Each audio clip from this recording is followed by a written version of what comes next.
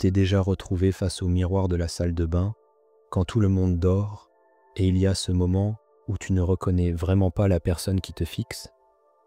Comme s'il y avait ce gouffre impossible à combler entre qui tu étais avant et cette personne que tu es maintenant. On nous a dit que la guérison était linéaire, que le temps guérit toutes les blessures, que tu devrais avoir tourné la page depuis longtemps. Mais en réalité, si tu te sens irréparable, ce n'est pas parce que tu es brisé. C'est parce que tu essaies de réparer la mauvaise chose. La plupart des gens ne réalisent pas que se sentir brisé est en fait la preuve qu'on ne l'est pas. Réfléchis-y. Les choses brisées ne ressentent rien. Un vase en éclats ne sait pas qu'il est brisé. Une page déchirée ne pleure pas sa complétude. Mais toi, tu ressens tout. Et cette sensation écrasante d'être irréparable, c'est ton psychisme qui fait exactement ce pourquoi il est conçu. T'alerter sur une douleur qui a besoin d'attention. Voici ce dont personne ne parle. Quand tu te sens le plus abîmé, tu es en fait le plus prêt à te transformer. Ce n'est pas un effondrement, c'est une percée qui essaie de se produire. Tu sais ce qui est fou avec la douleur psychologique? Elle suit le même schéma à chaque fois, mais on ne le voit jamais parce qu'on est dedans. D'abord, quelque chose se produit qui dépasse ta capacité à faire face. Ton cerveau, cette incroyable machine de survie, fait ce qu'il pense qui va te protéger. Il crée de la distance, de l'engourdissement, de la déconnexion. Mais ensuite, cette protection devient une prison. Les murs que tu as construits pour empêcher la douleur d'entrer commencent à empêcher tout d'entrer. La joie, la connexion, l'espoir. Et voici où ça devient intéressant. Ton cerveau commence à te raconter une histoire sur pourquoi tu ressens ça. Je suis brisé.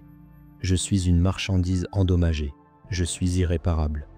Mais cette histoire, ce n'est pas la vérité.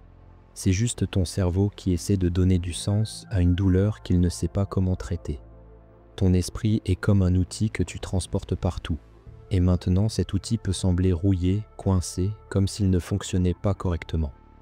Mais voici quelque chose qu'on ne t'enseigne jamais. Les outils ne cassent pas à cause de l'usage. Ils cassent à cause du mauvais usage ou de la négligence. Tu as utilisé ton esprit comme un marteau quand tu avais besoin d'une clé à molette. Tu as forcé quand tu avais besoin de finesse. Tu as combattu quand tu avais besoin de fluidité. Le sentiment d'être irréparable n'est pas un dommage. C'est une incompatibilité entre l'outil que tu utilises et la tâche à accomplir. Voici ce qui se passe vraiment quand tu te sens irréparable. Ton système nerveux est coincé dans une boucle de rétroaction. Le trauma, le stress chronique, le deuil non traité, ils ont détourné ton système d'alarme. Ton amygdale crie au danger. Alors que ton cortex préfrontal, la partie rationnelle, est trop épuisé pour vérifier la réalité. Les scientifiques peuvent littéralement voir ça dans les scanners cérébraux. Le centre de la peur devient hyperactif pendant que le centre de régulation se tait. Mais voici la partie qui change tout. Ton cerveau a la neuroplasticité. À chaque instant, il est capable de former de nouvelles voies neurales. Ces mêmes scientifiques qui observent le trauma dans le cerveau, ils observent aussi la guérison se produire en temps réel. Chaque fois que tu choisis l'autocompassion plutôt que l'autocritique, tu reconnectes littéralement ton cerveau. Chaque fois que tu tends la main au lieu de t'isoler, tu construis de nouvelles autoroutes neurales. Pense à la dernière fois où tu t'es senti vraiment en paix. Pas forcément heureux, juste bien. Il y a de fortes chances que tu n'y sois pas arrivé en réfléchissant. Tu y es tombé dessus, peut-être par épuisement, peut-être par distraction, peut-être par abandon.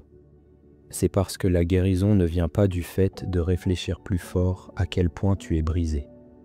La vraie guérison ne vient pas de te réparer. Elle vient de comprendre que tu n'as jamais été brisé pour commencer. Tu n'es pas une machine avec des pièces cassées. Tu es plutôt comme de l'eau qui a été gelée dans une forme douloureuse. Et la glace n'a pas besoin de réparation. Elle a besoin de chaleur pour retrouver son flux naturel. Cette chaleur vient de la connexion, de la compassion, du fait de te permettre d'être humain. Remarque comme les gens les plus paisibles ne sont pas ceux qui ont évité la douleur. Ce sont ceux qui ont appris à lui faire de la place sans la devenir. Ils n'ont pas développé une peau plus épaisse. Ils ont développé des cœurs plus doux envers eux-mêmes d'abord, puis envers les autres. Ta conscience, c'est comme se syntoniser sur une station de radio.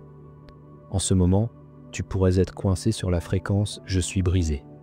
Tout ce que tu entends, c'est de la statique, de la distorsion, la même boucle douloureuse. Mais cette station n'est pas la seule à diffuser. Il y a une infinité de fréquences disponibles. La paix, la curiosité, l'espoir, la neutralité. Tu n'as pas à te forcer sur la station bonheur, c'est épuisant et ça ne marche généralement pas de toute façon. Tu as juste besoin de commencer à tourner le bouton, même légèrement, de « je suis brisé pour toujours » à « je lutte en ce moment », de « je suis irréparable » à « j'apprends ce dont j'ai besoin ». De petits changements de fréquence, c'est tout. Et une fois que tu réalises que tu peux changer de station, même de quelques degrés, tu te rappelles quelque chose de crucial. Tu n'es pas la station de radio. Tu es celui qui tient le bouton. Voici quelque chose qu'on ne te dit jamais. Tu n'as pas à guérir complètement pour avoir une vie significative. Tu n'as pas à être réparé pour mériter l'amour. Tu n'as pas à te sentir entier pour contribuer quelque chose de précieux. Tu n'as pas besoin d'être intact pour aider les autres avec leurs brisures. En fait, certaines des guérisons les plus puissantes se produisent quand on arrête d'essayer de redevenir qui on était et qu'on commence à découvrir qui on devient. Tu as le droit d'être un travail en cours pour toujours. Tu as le droit d'avoir des mauvais jours sans que ça signifie que tu es revenu à la case départ. Tu as le droit de guérir en spirale plutôt qu'en ligne droite. Qu'est-ce qui devient possible quand tu arrêtes d'essayer de te réparer et que tu commences à essayer de te comprendre?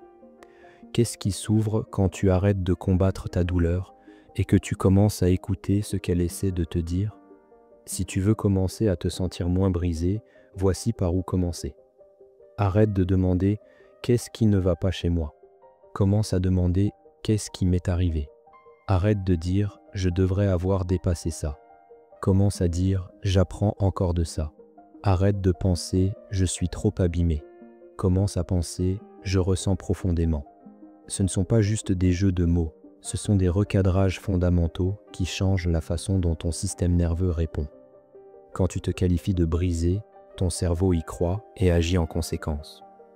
Quand tu te qualifies de guérissant, de t'adaptant, d'apprenant, ton cerveau y croit aussi et commence à chercher des preuves pour le soutenir. Tu n'as pas besoin d'une transformation complète. Tu as juste besoin d'un moment où tu te vois différemment, puis un autre, puis un autre. Voici ce qui est fou. Les gens qui ont vécu la guérison la plus profonde ne sont pas ceux qui ont effacé leur douleur. Ce sont ceux qui ont appris quelque chose de profond. La croissance ne se produit pas malgré nos blessures. Elle se produit à cause d'elles. Les psychologues appellent ça la croissance post-traumatique, pas la récupération post-traumatique. Croissance. Parce que voici le truc. Quand tout ce que tu connaissais s'effondre, quand tes anciens mécanismes d'adaptation cessent de fonctionner, quand tu ne peux plus faire semblant, c'est là que la vraie transformation devient possible. Tu développes des capacités que tu n'aurais jamais découvertes si tu n'avais pas été poussé à tes limites. Une empathie plus profonde parce que tu sais ce que c'est de souffrir. Une force authentique parce que tu as dû tout reconstruire à partir de rien. Une vraie sagesse parce que tu as appris la différence entre ce qui te brise et ce qui te fait. Réfléchis-y. Tes insights les plus profonds sont-ils venus de tes moments les plus heureux ou des fois où tu as été forcé à tout remettre en question? Les fissures que tu essaies si désespérément de cacher. Ce ne sont pas des défauts, ce sont des ouvertures, des endroits où quelque chose de nouveau peut entrer, des endroits où les anciens schémas peuvent enfin sortir.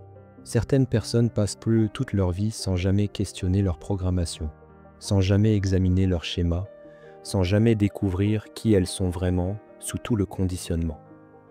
Ta douleur, elle a brisé l'illusion. Elle t'a forcé à te réveiller. Ce n'est pas un prix de consolation, c'est le vrai prix, soyons honnêtes. Si tu es arrivé aussi loin dans cette vidéo, tu ne cherches pas à être convaincu que tu vas bien. Tu sais que tu luttes, tu le sens dans tes os. Mais se sentir irréparable et être irréparable sont deux choses complètement différentes. L'une est un état temporaire d'accablement. L'autre est une sentence permanente que tu t'infliges. Ta douleur est réelle. Ta lutte est valable. Mais ta conclusion que tu es irréparable, c'est juste ton esprit épuisé qui essaie de donner du sens à quelque chose qui n'a pas encore de sens. Et voici quelque chose de crucial de la recherche. Beaucoup de gens qui se sentaient les plus brisés, qui étaient certains d'être irréparables, l'ont plus tard décrit comme le point de basculement, pas le point final, le basculement. Parce que quand tu heurtes ce mur de « je ne peux plus faire ça », quelque chose change. Tu arrêtes d'essayer d'être qui tu étais. Tu arrêtes de jouer à aller bien. Tu arrêtes de prétendre que tu maîtrises. Et dans cet abandon, dans cette admission de « je ne sais pas comment réparer ça », tu crées enfin l'espace pour que quelque chose d'authentique émerge. Tu n'es pas censé redevenir qui tu étais avant. Cette personne, elle n'existe plus. Et c'est bien parce que qui tu deviens. Quelqu'un qui a affronté l'obscurité et survécu.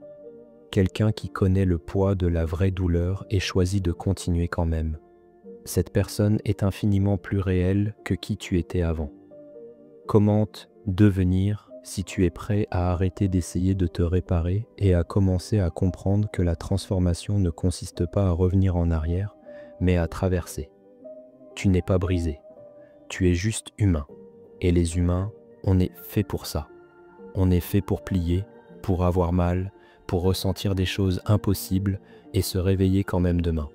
Ce n'est pas un défaut de conception, c'est la conception. Et tu es la preuve vivante que ça marche.